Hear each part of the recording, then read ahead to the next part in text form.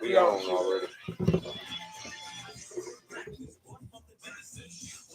What's up, y'all? Let's see if they working or not. I think they working. They at work. They at work. Everybody on first shift. Everybody on first shift. They stayed up too late for they sweetest day. On Sunday. Hey. Sometimes the sweetness be so good. So you got an extended day. Got to extend the day. You know what I mean? Got an extended Be day. a little sweet for the sweetest day.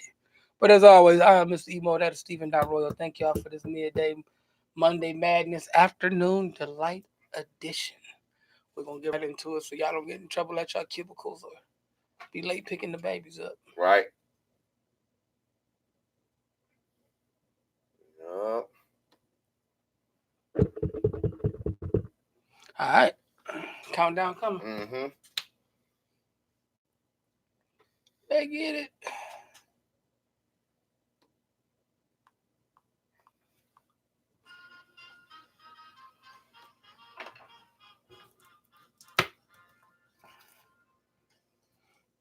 Gia, it is another. It's about that time, Mr. Emo being accompanied by.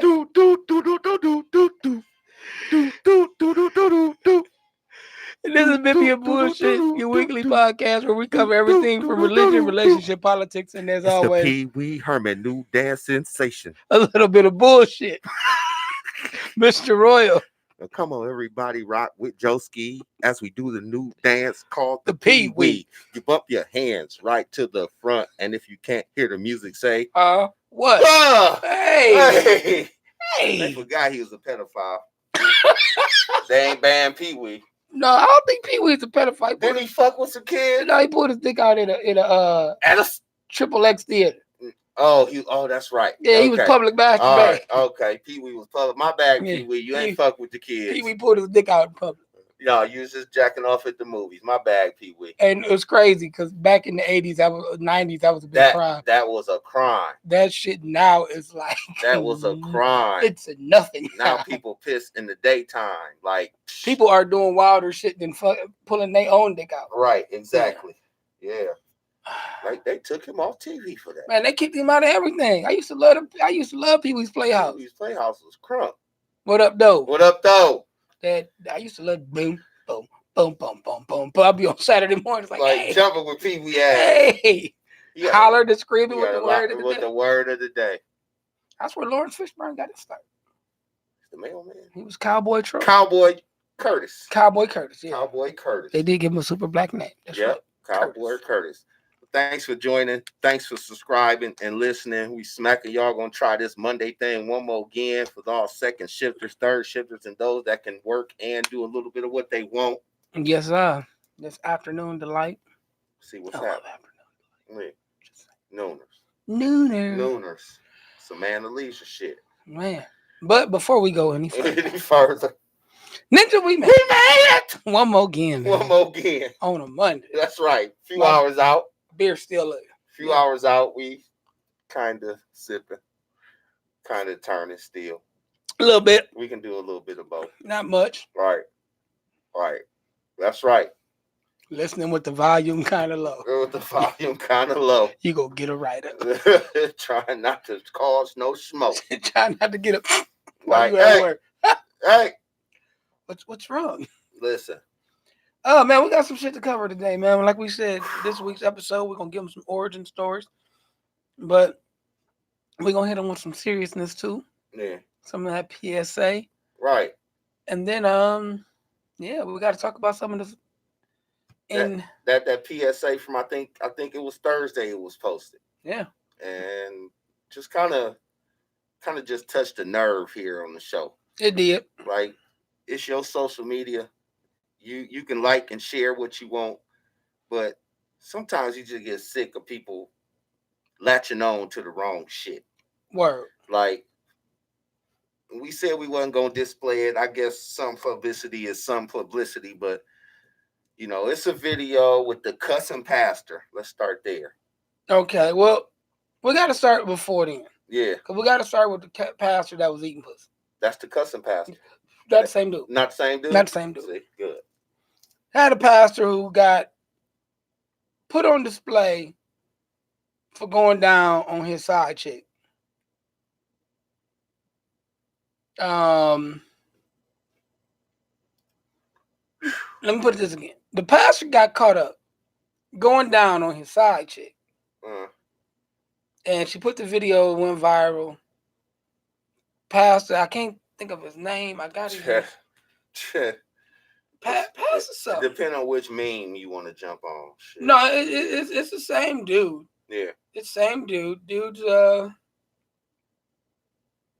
Pastor Wilson or Jenkins or something. I think it's Wilson. Jenkins. He would be a Jenkins. He would be, basic ass black name. Well, Pastor Get Low, as we'll call him. Right. He gets caught up eating the vagina of his side chick, goes viral. Then another pastor comes out and makes a video. Pastor Wilson, yes. The cussing pastor. The cussing pastor. Okay. Who says he likes to eat pussy. And he like fucking. He like pussy.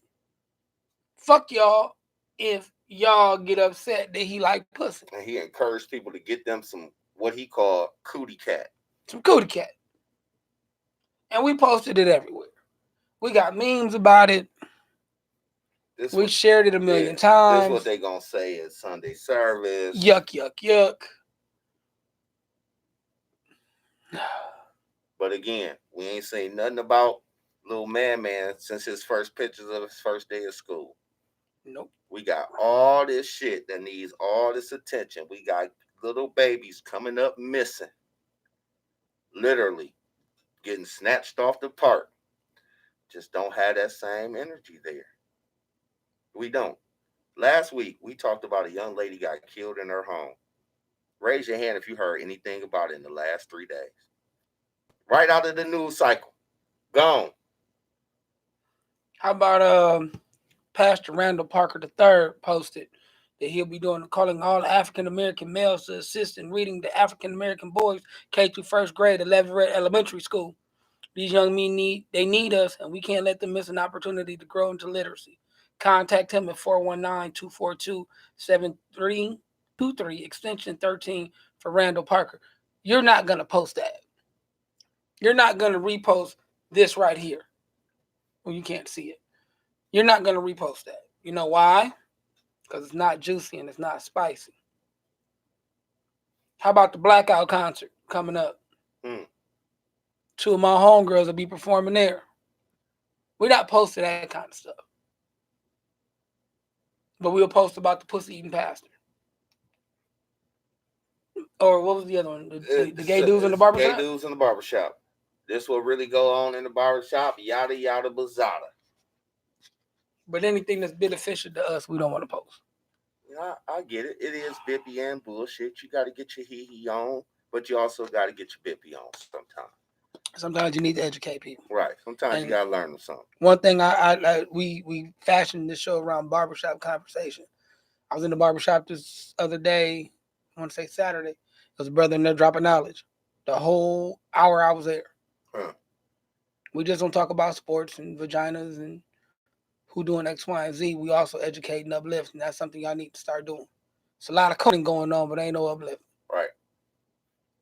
Other news, Felicity Huffman is in jail. Talking about shit that we don't give a flying fuck about. Right. Spending a luxurious 14 days. 10 days. She's going to get out in 10. Oh, sorry. Good behavior. Oh, okay. All right. Yeah. Last night, she had bran flakes, a breaded fish sandwich, and Salisbury steaks for dinner. Oh. That's a damn good meal. That's a damn good meal to be in jail. That's a good day. To be serving punishment for a crime you committed. That other folks got 2 years hard time, hot dogs and beans for. I'm just saying, if you ever been locked up, you know that the menu is not that desirable. No. Bran flakes? You try to tell me you ain't getting no cornbread with syrup on it and they call it biscuits? Listen. I'm just saying. They care about her digestive system. They gave that thick-ass oatmeal that you can't do nothing to make it any better. I'm just saying. I don't want to be here. That's what done kept me out of a life of crime. They call it turkey sausage scrambles. Where there ain't nothing but some bologna meat, some onions and peppers. Oh, wee. But y'all want to talk about Salisbury steaks. Man, get the fuck out of here. Man, did she get a Pepsi and some coffee with she that? She might have. Her husband came and saw her. William H. Macy, and they all look distraught. Oh, Man, she is gone for 10 days 10 at Club days. Fed. Y'all don't shut the At fuck up. Club Fed, exactly. Marijuana is legal. We still got people doing 10 years behind it. So shut the fuck up. I'm just saying. Hey, She scammed a bunch of shit and she got 10 days. And then they talking about the girl from Full House. They seeking 40 years on her and her husband. ooh. So you trying to tell me they gonna get more time than Tekashi 6ix9ine? Hey, who will be out by the end of the year? Man, I didn't see that. Snitch Tassi. Snakachi Yeah. 6ix9ine to be out by the end of the year. Yep. And he'll be dead. He'll be dead by February. Listen. And that ain't wishing no burn bread on Burning the no young bread man. on the young man. But you don't tell on the whole organization. The whole crew. Ain't you ever seen Casino? Oh, one of the best. Ain't you ever seen Godfather? They kill rats. Better music and cheaters. That boy was under the table with the card counter, like They broke his hand. broke his hand on the floor for everybody They to hit see. him with a cattle prod while he was cheating. Yeah. What you think they gonna do to you with all them tattoos and colored hair? Nowhere to run to, nowhere to hide. Boy, gonna be out of hole somewhere. They killed Griselda Blanca for snitching, and she was cocaine queen. They'd have made Queen of the South, Cocaine Cowboy, all these movies about her, and they downed her ass over not snitching, over drug beef. These is cartels. What you think they're gonna do to you? But hey, best of luck to you, Junior. Best of luck to you. Proud of you. Might have died on the inside again. No burn bread. As long as you don't come out and make no more music. Yeah. So the ever underrated Sweetest Day was this weekend. We didn't get a chance to talk about it. Yeah, we forgot to bring up old Sweetest Day the week before. So we didn't bring up old Sweet Tea Day. We let y'all, and we get it. It's regional. It's a Midwest thing. I believe origins out of Chicago. Now, here's some funny shit though about it. Mm-hmm. I saw women stepping their game like stupid up, but this is what pissed me off. It was one girl. She took her dude horseback riding for Sweetest Day. Never posted a picture. Really? She posted a picture of her on the horse holding his hand with Bay for Sweetest Day. If you know what, if that's the energy of a relationship, keep it. I don't want that. You can't post a motherfucker under no circumstance. I watched another dude slap the phone out of his girl hand and she posted it. Really? She was look like one of them America's Funniest Home videos. Like with Bay, date night, Sweetest Day, and he driving and just with the coolest one hand. We get that fucking phone. And then later she secretly taping him. I don't play that shit. I don't know what the fuck you trying to post me for. I got a question through the inbox. Let me see. Since we own it, we can jump on it real quick and then we'll get to drinking. 141. Yeah. Let me get to it. So what's worse? And we'll make it gender equal. What's worse? Your dude or chick not posting you on social media at all, or he or she posting you often while talking to multiple people behind your back? Give us a thought. Oh, that's the easy one. That's easy. Oh, that's easy. You posting me all the time and fucking everybody. Everybody knows the food is getting cheated on. I mean, you don't need to post. You don't need to post me to let me know that we together. I'm good with that because sometimes you don't want to bring them energies in. You don't want to bring certain energies into your situation, and some people just watch your post for you to fail. Here's one of our friends that don't listen to the show. Let me text him real quick. Right. We busy, motherfucker. We busy. Right. But no, that's worse. You posted pictures of me kissing you in the mouth and hugging up all on you, and you was fucking everybody else. No, baby. No. Don't. That's terrible. Everybody like, oh, you the one that's fucking the hoe, huh? Claiming this bitch like, yeah, that's terrible. That's the worst. I don't need. That's an easy one. That's easy cake. You ain't gotta post me. Mm-mm. You post me at home. I'm good at that. Like, Right. I know you do. You know, But that posting pictures of us every week and you Everybody kind of know what's happening on the behind the curtain. And you know what? I gotta say it on both sides of the equator because I done seen chicks who post they dudes. My man, my rock, my support. He's such an amazing man. Yo, dude, fucking everybody. I feel so sorry for you because people are watching you post this ass clown who is fucking like a porn star, like he gets paid to serve his dick. Yeah. And it's like, and you know, the girls be good chicks, like, damn, baby, I feel so sorry for you because you are getting the business behind your back. And then it be girls that he fucking liking the pics of y'all together. He for everybody. He for everybody. He for everybody. He might be for dudes. I don't know.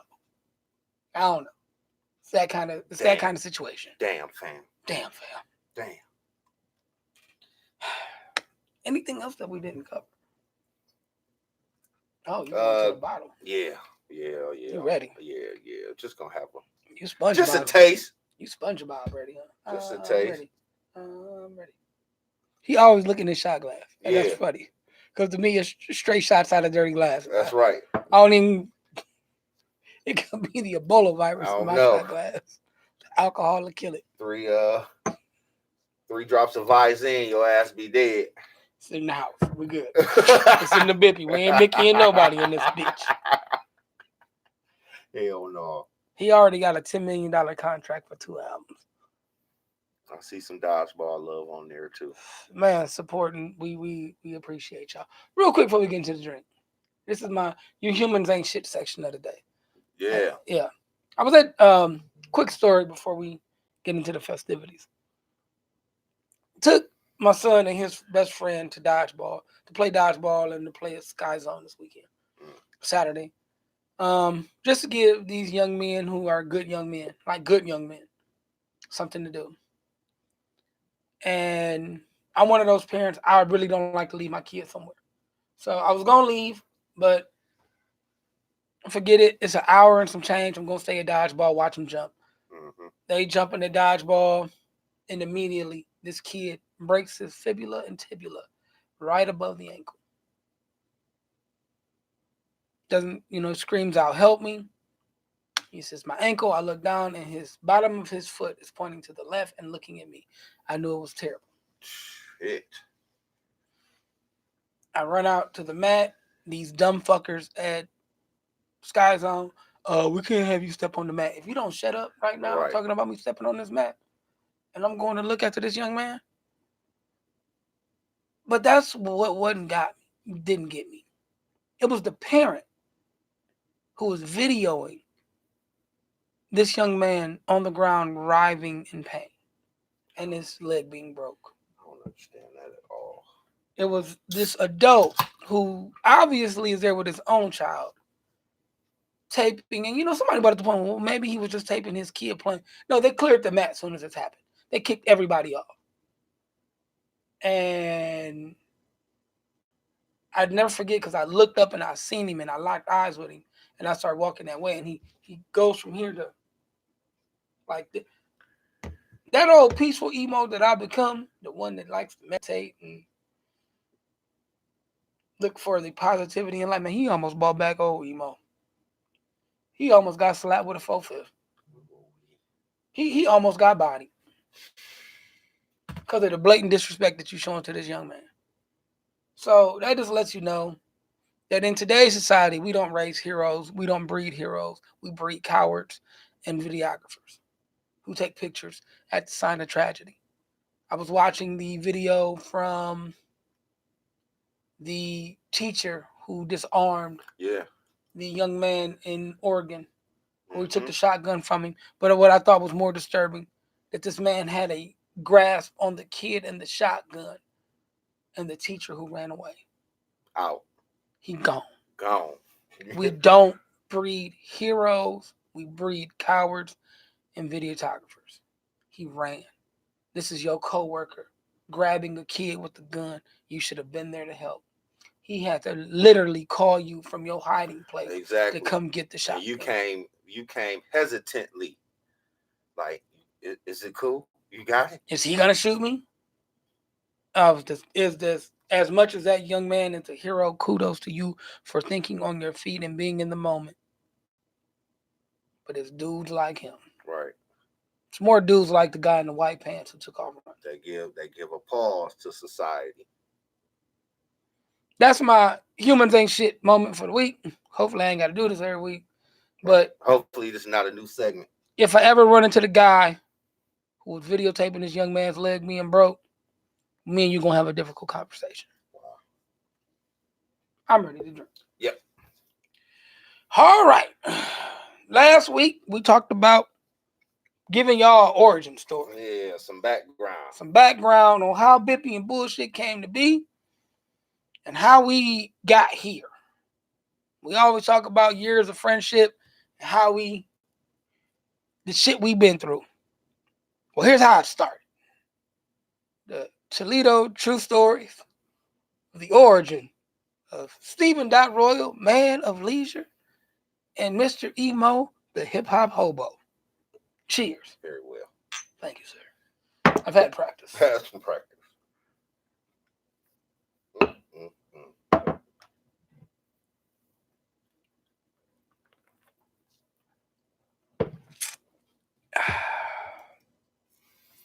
The year was 1994. Woof. I had a cousin who went to St. Francis. Played football. Ran track. And me and him were close. You know, we played basketball together. We were always in competition in life. Mm-hmm. Still to this day, we compete in life. Well, I think he competes in I ain't got it in no more. You done won, fam. You got it. He's still trying to put numbers up. He's still trying to put numbers up in our 40s.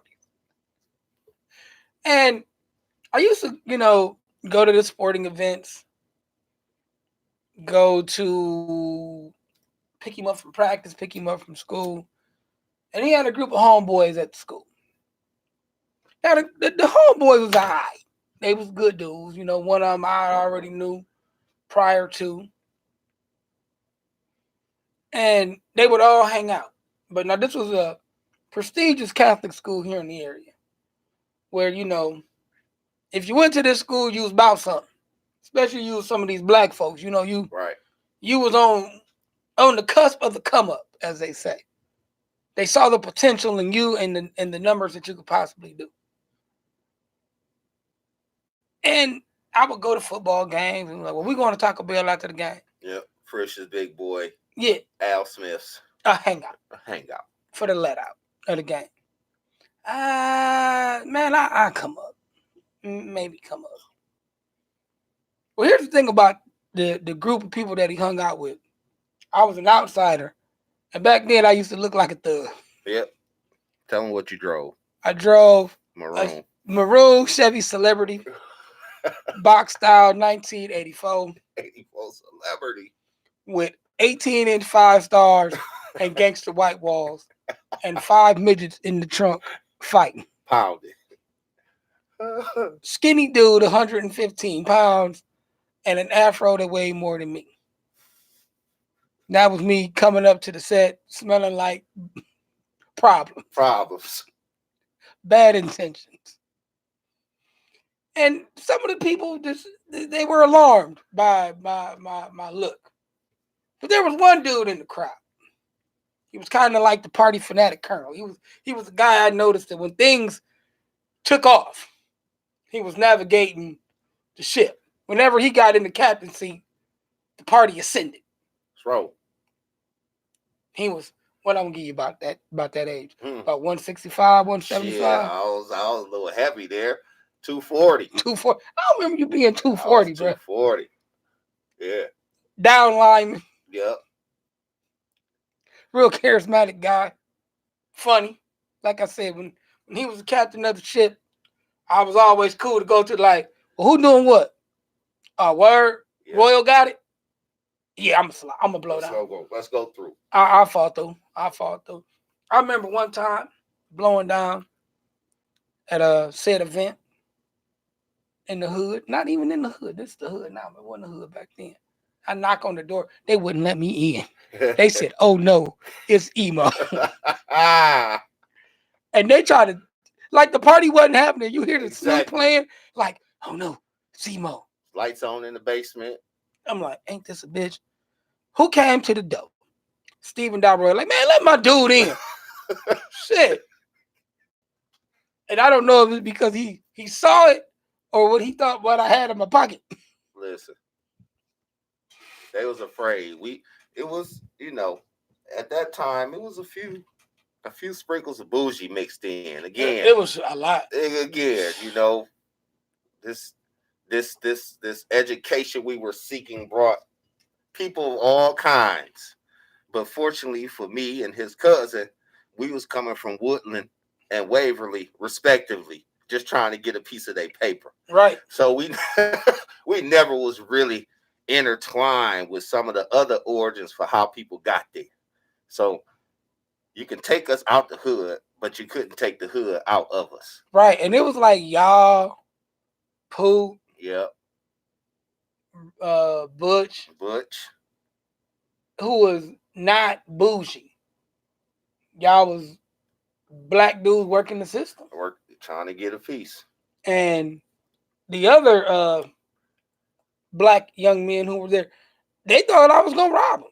They really, and then the light skinned wavy females always thought I was just, oh man, like, right. I'm gonna be the worst. Like, we're Rogers. You went to Rogers? Huh? What do you mean you went to Rogers? Right. And then I was older than them. Yeah. And I would bring. I've always been Uncle Emo. Been Uncle Emo for a long time. Because Uncle Emo didn't give two shits. Uncle Emo, hey man, we need a bottle. And even then I wasn't legal to buy. No, but we had a plug at Door and Westwood. There used to be actually a black-owned carry-out drive-through. Howard's. Bobby Howard. Shout out to Bobby Ho, still alive on the South End. Had two locations then. He was on Door and what do you want to call it, Douglas, but it's Westwood this way. Yep. And I will pull up in that Gremlin. Mm-hmm. I didn't look no parts of any age. Even when I turned 21, I still looked 12. But I would pull up with the midgets in the back fighting. Can I get a bottle of Alizé? Can I get 3 Thunderbirds, some Cisco, a couple 40s, and they just had a bottle of something. Yep, in the bag. In the bag. Plastic bag, don't bust them. Huh. Say word. And from there, it just like, it took off. And, it was like, it went from, it was, all right, we'll call him Jerry. Yeah. That's Jerry Cousin. Probably ain't listening to the show either. No, not even close. Real names. we can't. That's Terry Cousin. His name is Terry. Yeah. That's Terry Cousin Ed. Oh, that's Ed. Oh, that's Ed Cousin Terry. And to this day, he gets pissed because that's how people started to recognize him. Man, I introduced you to these motherfuckers. How they calling me your cousin? Because you are my cousin. You are my cousin. And I'm on a certain level of cooler than you. Like, I make shit shake, you make shit shaky. Like, it's a difference. I come to the party, it's gonna be lit. You come to the party, we don't know what the fuck we gonna get. We might get the police called on us. You was really the problem. Ain't no telling what's gonna happen once that free cable got to jump into the blue house. Right. And man, then just we start falling into different situations, and then we became adults, college students. Don't forget BP. Oh yeah, because we all did work at BP for a moment. Yes. We worked. I had a plug at a job, and everybody needed a job back then. I had a plug at a job at a BP on Monroe and Douglas. It is still there to this day. Still there. And they let, I think nobody was over the age of 20 work in this building. And he used to work next door at Monroe. Carry out. Monroe Pharmacy. And that's how I really clicked because we both had jobs. We worked next to each other. I would roll in there for some juices and shit. He'd come for some discounted miles. Yep. And we would all just kick it. Like, what we doing tonight? What's the function? He quit Monroe Pharmacy. Hey man, that's where we gonna be at. This BP. They would come up to BP on the nights I would work. Whew. And we would party. Listen. Like the job, if they ever rolled back the beautiful bean footage on my job back then, VHS footage, I would have got fired. I would have got fired before I got fired. I got fired for doing homework while I was in college. I got fired for doing my homework on third shift. Like we would play football in the parking lot. Tons of alcohol and drugs. They had a Paradise machine that made slushies. I would pour Absolute in the slushy machine. Put an out of order sticker on that bitch. Listen. And serve drinks. Listen. All night. All night. And then before I left, I would empty that bitch and clean it out. All night. All night. All hot damn night. And that's what, like, it was just us. Those kids who, LT who on the line right now, he was one of them kids who didn't grow up in the privileged side. Right. Who went to the school and we all hung out. We all did shit. We all ran. And I said, well, I think it's when you went to college. That's when it just ascended to what it is now. It just kind of let off. So I had the opportunity to go to the Nasty Natty. The University of Cincinnati. The University of Cincinnati. And before the bottom fell out, these fools gave me the opportunity to become a resident advisor. I sold them the dream of being an RA for the 9th floor in Calhoun Hall. So, of course, we hit the highways and byways. We always stopped at QB's, and Ed said, I'm coming down. Come on. So Ed came down, and I let the 18 thugs know that my homeboy is coming from Toledo, and his name is Ed. They all shook their head, and it was a king's time since then. Wow. There was no door locked. There was no liquor poured. We even smoked so much, we had a couple people quit. What do you want to do? You hungry? Here go a card for the cab. It got ignorant. Fast. Ignorant. I think I bought our homeboy's girl from Bowling Green. I picked her up on the way. Yep, just to come down. Because it was like, you coming? We'll bring this. Okay. I took my homegirl, shout out to T Gully in Phoenix. She was like, I'm rolling. Cool. I got off on the 9th floor. And when I say the debauchery clouds that was taking place. Now, at this time, I was at the University of Toledo. We had nothing like this there. Like, the only place that was kind of even close was Parks. And that was the Carter. Like, I remember Parks. Yeah. Like, yeah, I used to have to go through the metal detector to get in the park. Like, Parks was truly like the Carter. Like, you could do whatever the fuck you want to do in there, but it wasn't even to that extent. Like, they were still random bottle checking bullshit like that. Yeah. When I got off the elevator, whatever you look for, it was like he was Rick James and he was hosting the party. I got off the elevator and I had a moment of being like I wasn't ready. Like, I was like, man, what the fuck? Listen. It was a dorm room right off to the left of the elevator that was housed by a young man we would call the GOAT. The GOAT, who might be listening. The GOAT sat us down on a couch and went into a refrigerator, and I was like, oh.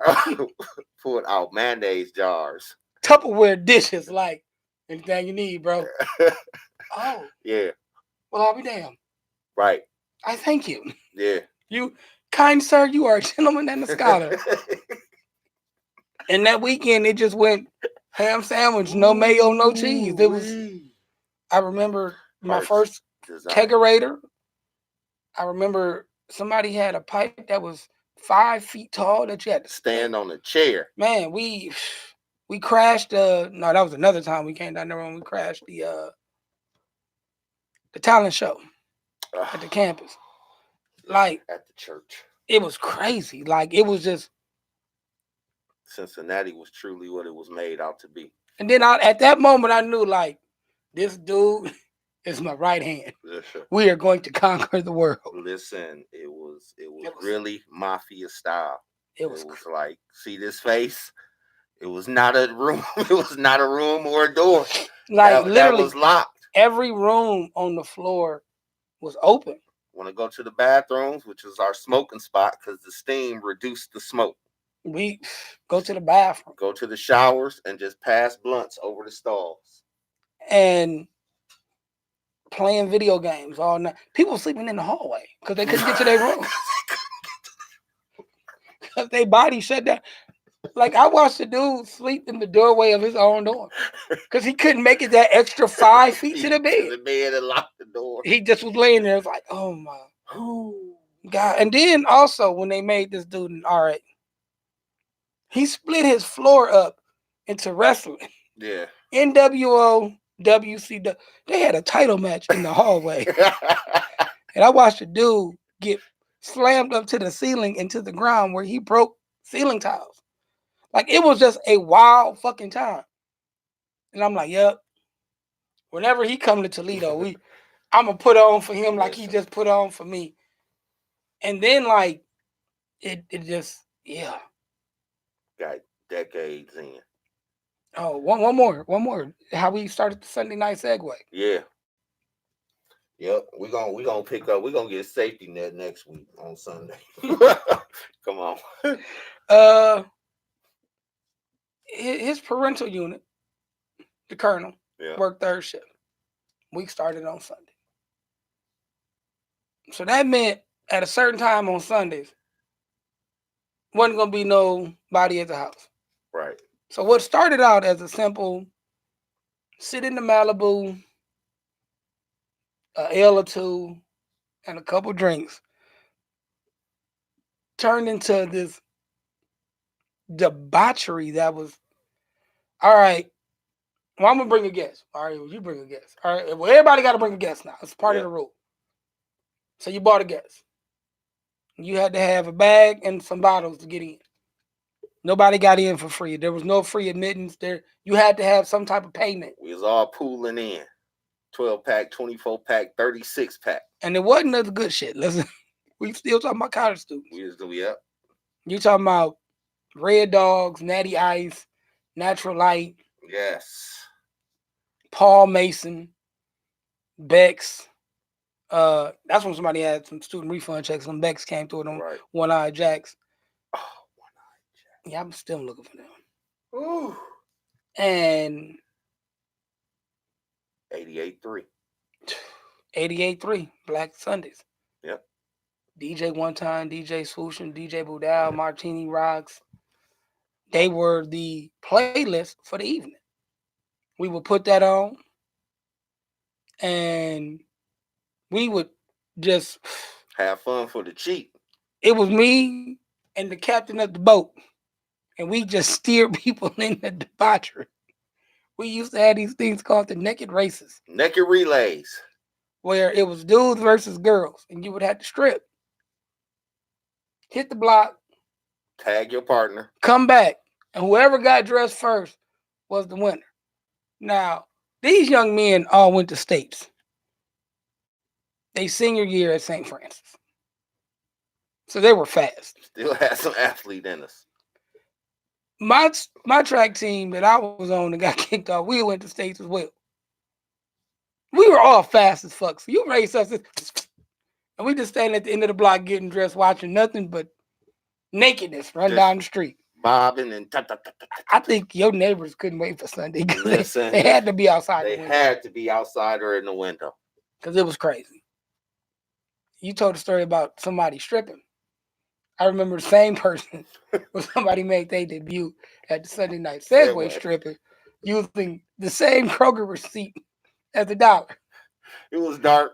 Over and over again. I got a strobe light from Spencer's Gifts to set the mood. And it was just debauchery. And it was just debauchery. Uncle Luke on repeat. Scarred on repeat. And I think we were sitting out on the front porch. having a drink, and debauchery is going down in the house. We like, what do we do? Listen, the incense that needed to be burned to get the smell out of there for Monday at 6 a.m. How did we get here?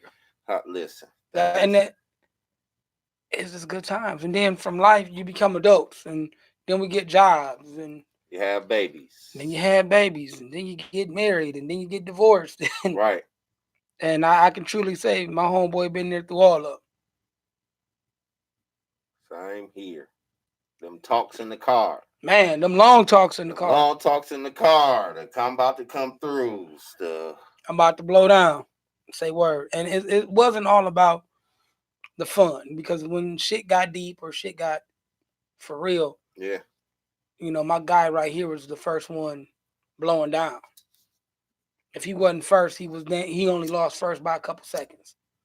Like he was always that dude. When my dad passed, he was that dude who was there for me. July 4th. Like always in the mix. And that's what that's why the show, when people say, well, y'all, it seems so effortless. No, we got history. Been talking for a long time. We've been doing this, and the funny thing about it, the way the show came about was we always said we're going to write a book. Yep. We're going to write a book. We're really going to write a book on this game and what we do in life from our perspective. And one day I was like, well, shit, let's just do a podcast. And my dude was like, fuck it. All right, I'm with it. What we need? Amazon. I was like, I don't know, but I'm going to figure it out. I'm going to figure it out. I'm going to get on Amazon. We're going to figure this shit out. The mic's only 20. All right, bet. And here we are. Coming up on 2 years. Just past 2 years. Mm-hmm. I seen a meme that we had posted on the site. I'm starting the podcast in 2019. There was all these people trying to surf and falling. It ain't as easy as you think, man. This ain't an easy gig. It's not something you just plug in and, I can do that. You have to have something that people want to hear. You have to make sense of what you say. You have to have content. We've been fortunate enough to been practicing for 20 damn years. All we had to do was plug in. So, yeah, we don't practice on Wednesdays. Nah, ain't no dry run through. Ain't no dry run throughs. We throw these topics at the wall and see what stick. And once they stick, Jumanji. And go from there.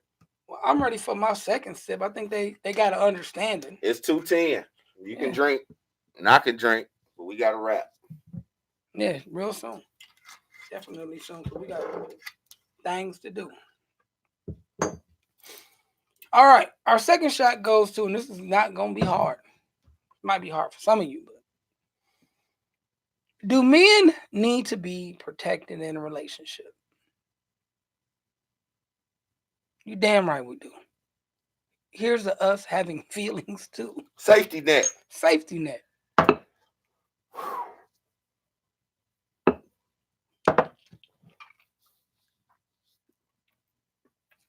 Well, Sweetest Day just passing. It was for women to take care of their men. Woo.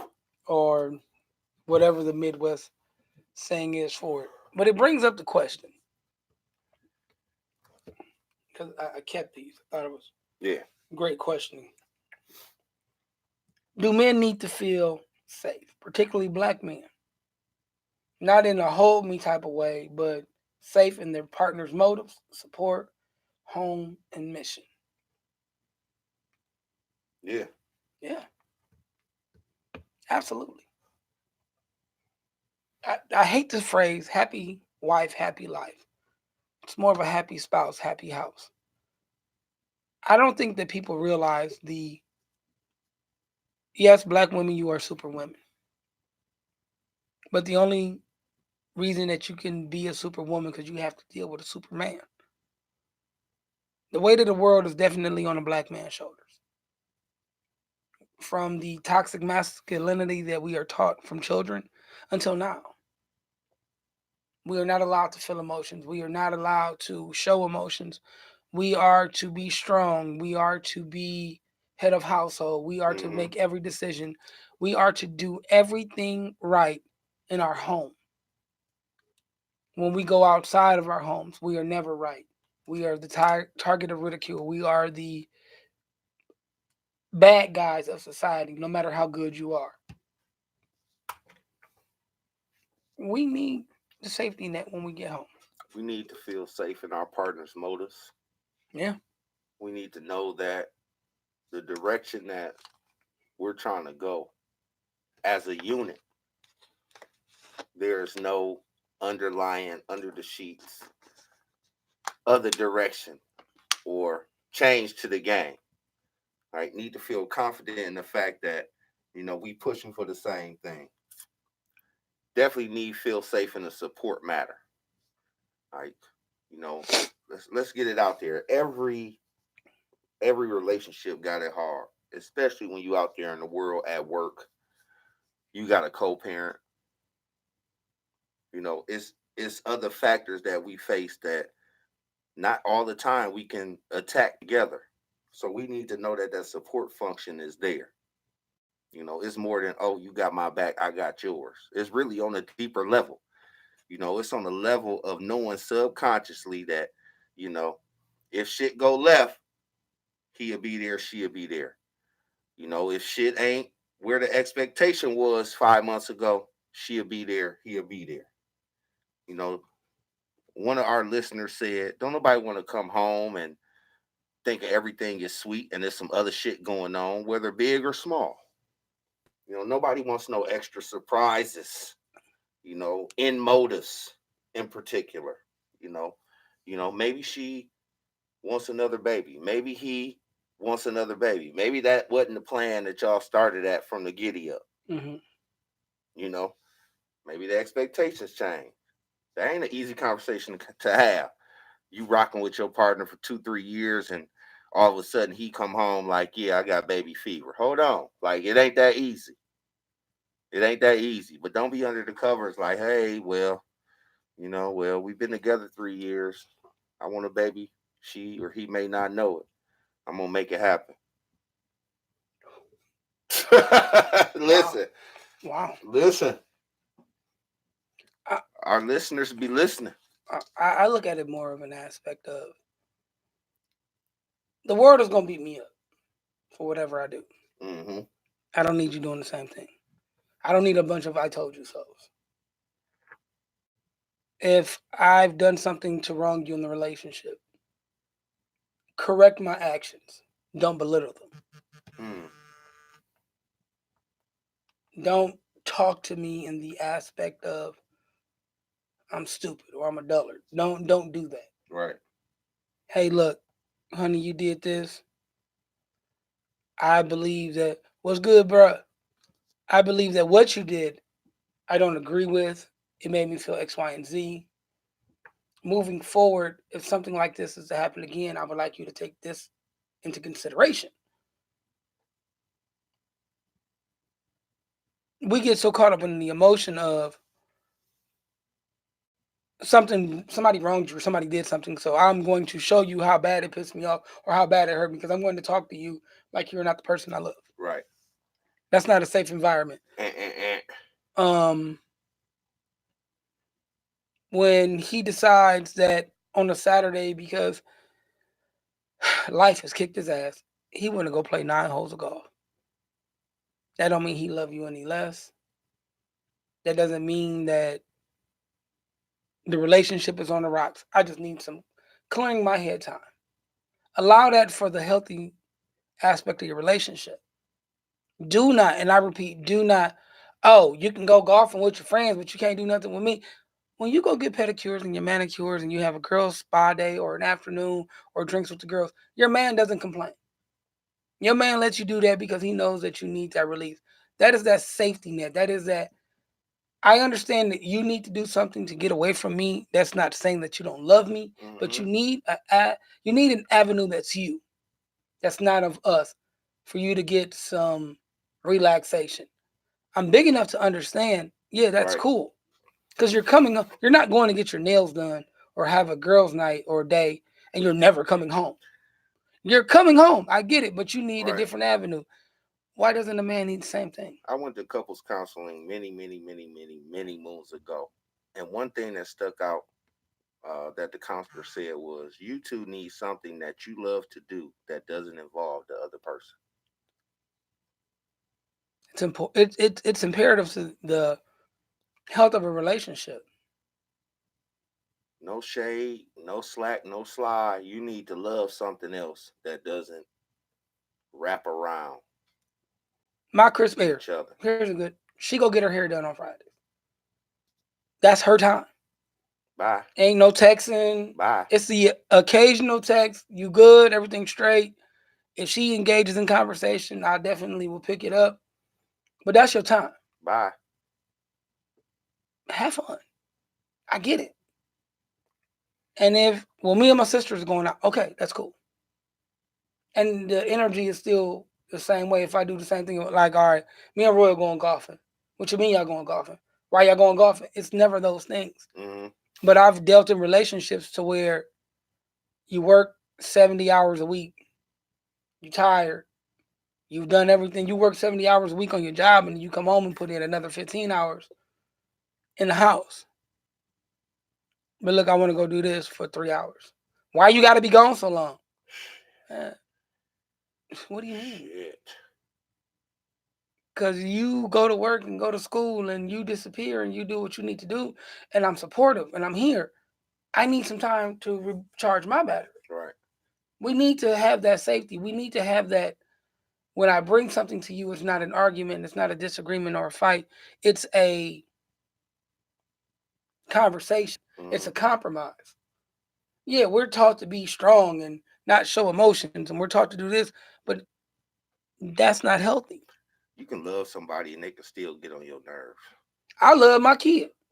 I love my son to death. Listen. I will kill for my child. Listen. But sometimes I want to string that little son of a gun up by them dreadlocks. I gotta jump in here because the meme said if I see some kids jumping my baby, I don't give a fuck if they first graders. I'm walking up like mink, mink, mink. Yeah, absolutely. Mink, mink. But in the same aspect, I have been in situations where it's like, oh, go sit down somewhere. What are you doing, dude? That doesn't mean that you love anybody less. Nope. That same should be applied towards your relationship. Right. My baby will talk and talk and talk and talk and talk. About nothing. And perform and do a performance. She made a schedule for us this weekend. She's like, after we eat, we gonna let the food digest, and then it's gonna be entertainment. I was like, yeah, you can't escape that. You controlling ass little shit. Entertainment. And she did a couple songs. She read out of a book that I remember, When the Sidewalk Ends. She read a couple poems. She did a couple dances.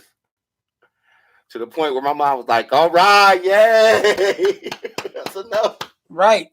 Mine was we're going to Sky Zone. That crime got it. Where we eating. We're doing this. After a day of Sky Zone and how, disastrous that day ended up, are we going to watch movies now? Like, dude. Are you asleep? Why you sleep during the movie? Like, because I'm tired, son. Right. I went to work at 5 this morning. It's now 11 o'clock at night. I'm a little sleepy. Sorry.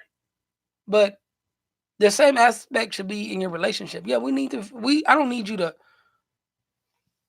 coddle me. I don't need you to treat me like a 3-year-old. Right. But I do need you to realize when the pressures of the world are on me that, as the Method Man said, rub me on my back and say, baby, it's going to be okay. I don't need you to be my stressor. I need you to be my release. I need to know that when I'm going through something and I come home to discuss it with you, your girlfriends won't know about it an hour later, or you won't bring it up later in the argument. Fair enough. That's why X, Y, and Z happened to your ass because of X, Y, and Z. I don't need those things thrown back at me. That doesn't make a man feel safe. That doesn't make a man feel like he can open up and be comfortable with you, because he knows that at any time, whatever he's given to you as energy-wise, you're not going to use it to help him. You're going to use it as a hindrance and a tool of destruction. And if a man can't feel safe in his partner, then what does a man have? The rest of the world is going to be hard on him. Home shouldn't be another place. Home should be another place. Let's do it. You like that? You ready to go? Sugar is just gay salt. See, there you go. Dr. Pepper is barbecue water. Testicles are just dick titties. Sparkling water and seltzer beer taste like when your leg falls asleep. Cinco de Mayo is just spicy St. Patrick's Day. CPR is just the human version of blowing into a Nintendo cartridge. Cum is really just boneless children.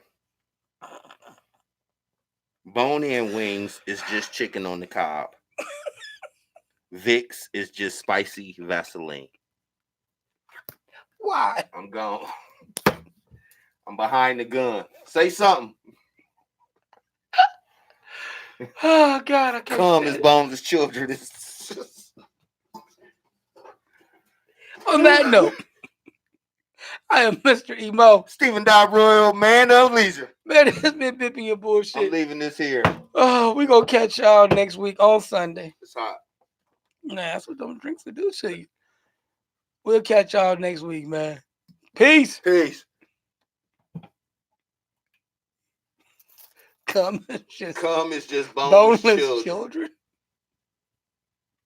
Turn this shit off. Ain't that sick? The fuck? I'm a little tight. I need this. Yep, it's all you. Hey, we'll catch y'all next week. Thank y'all for having this nooner with us. Workout? And we'll get with y'all. Peace.